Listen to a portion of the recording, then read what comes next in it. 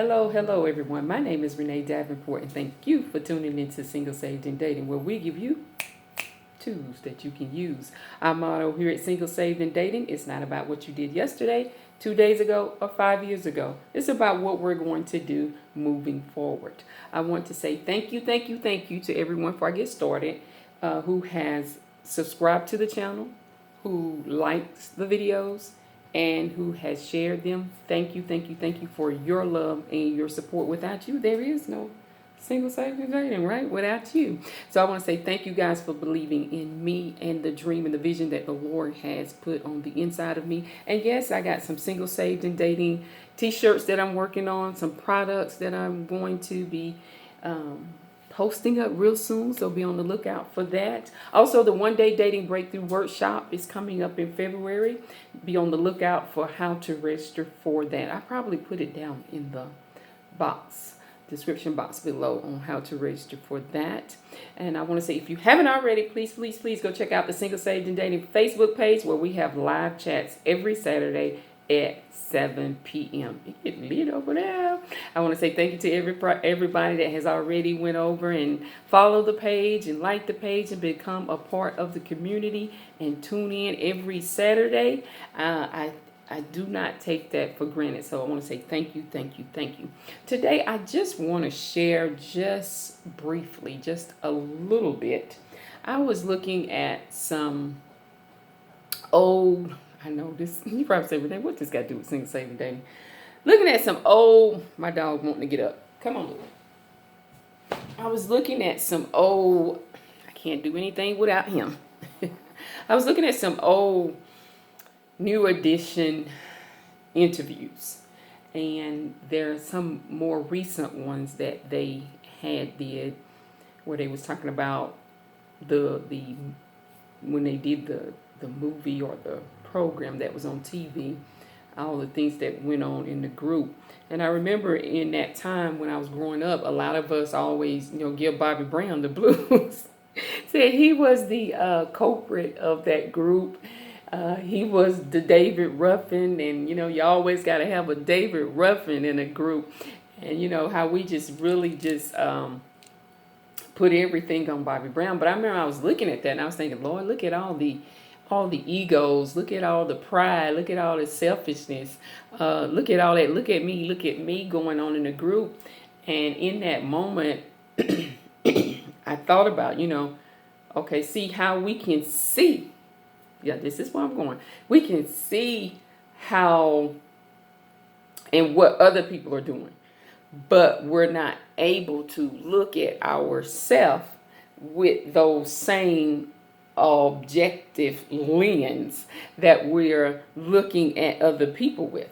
And we can make all types of judgments concerning them and their behavior and what they do and what they did and how they did it. But in reality, when I was looking at that, I said, but in reality, Renee, because I remember growing up and the thoughts and the conversation that me and my friends used to have about the group, we were doing the exact same thing. We were doing the exact same thing. We were behaving in the same exact way, we was having the same issues amongst us and everything. So that's not like that's uncommon. But, even in relationships, we tend to exaggerate or make something that our mate do or someone that we're dating way bigger than it really is, or that it has to be. And we think, oh, how could you do this? Or how could you do that? And we tend to bring it up over and over again, and hang it over that person's head and not forgive them as though, or as if we have done nothing. And a lot of people, I hear a lot of Christians say, you can't judge me, only God can judge me. But the truth of the matter is, we make judgment calls all the time. Yes, we do. We'd be like, "Ooh, girl, couldn't be me. Wouldn't be me. Or if it had been me, I'd done this. I'd do that." We make judgment calls all the time, because judgment only means when I give someone my opinion. Now, if I give you the word, and you feel judged, that's not me judging you. That's the word judging you. Now, if I give you my opinion on a thing, on a matter, then that's my judgment. But if I say, hey, here's the word, this is what the word says, then that's not me making that judgment call. That's the word making that judgment call. And who word is it? So, a lot of people say, you can't judge me. You can't, only God can judge me. And that's true. Only God will judge us.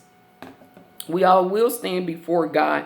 But the thing of the matter is, in the body of Christ and in our relationships, we are to absolutely hold one another accountable, because the judgment of God starts with the house of God first.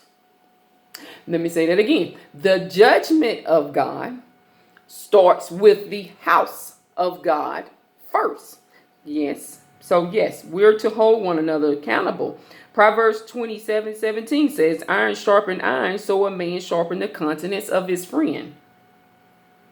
Galatians 6:1-2. Brethren, if a man be overtaken in a fault, ye which are spiritual, restore such a one in the spirit of meekness. Now that's what I was going to say. Now, how I bring that accountability, how I bring forth that word, is what makes the difference. And so even in our relationships, let's be mindful when we hold one another accountable, because we don't normally. I'm thinking about how me and my friends used to talk about New Edition and Bobby Brown. We don't normally hold each other accountable in the right spirit, because it says, in the spirit of meekness, considering thyself least, thou also be tempted. Bear ye one another's burdens, and so fulfill the law of Christ. Matthew 18:15-17. Moreover, if thy brother shall trespass against thee, go and tell him his fault between thee and him alone. If he shall hear thee, thou shalt gain thy brother.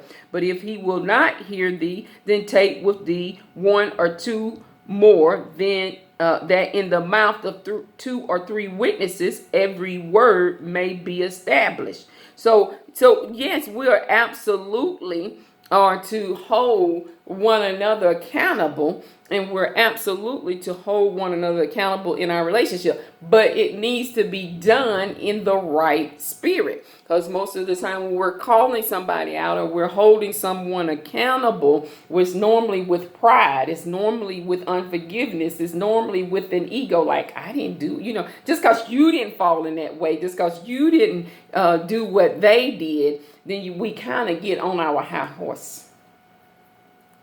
Yeah, we kind of get on our high horses when we're looking at it and we're looking at someone else's situation. And that's what came to me today when I was looking at that. I was like, man, look at all them egos. Look at all the pride. Look at me. No wonder they were having all them problems. Bob Brown wasn't the only one with the issue and, and all that. But then in that minute like that, the Spirit spoke to me and said, honey, that group didn't do anything different that you and your group did. Y'all behaved in the same way. Y'all had the same lack of communication, the same misunderstandings. And when I think about, when I came to the Lord, and I went back and some of my friends started coming in and everything. Of course, I started getting up here like I came to the Lord first, So, no matter what type of person you was, what type of character that you had, when you come into the Lord, let me tell you something, boo-boo. Just because you came into the Lord, don't go, okay? You come into it with that same type of mindset. That's why the word said when we first come into the Lord, the first thing we have to start doing is renew our mind. So when I come into the house of the Lord, I'm already operating like that. I come into the house of the Lord operating in the same way. Me and them, we used to fight over who was the greatest, who was the most spiritual, who knew the most word, who God loved the most, who told her she was going to be in charge. Same thing they did with Moses. Who told him he was going to be over us?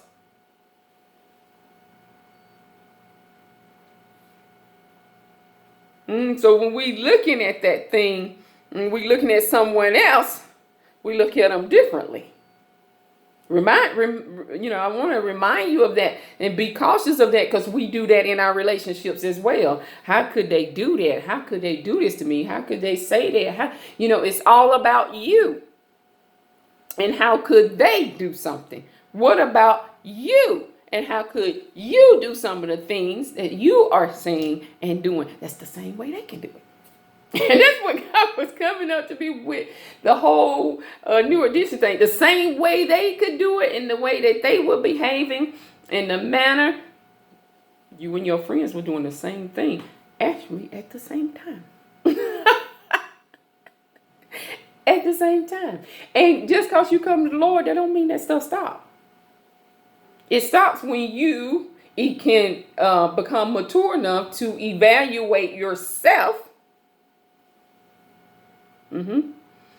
And mature in the Lord and in the Spirit, in the Word, and you can look at yourself and you can self-correct. Very important in relationships.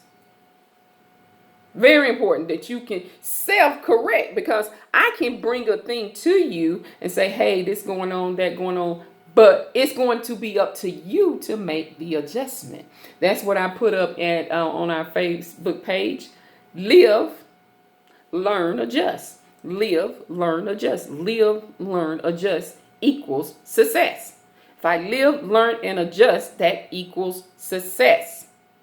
Now, I'm going to make mistakes. I'm going to miss the mark. I'm going to say things. I'm going to do things that I shouldn't.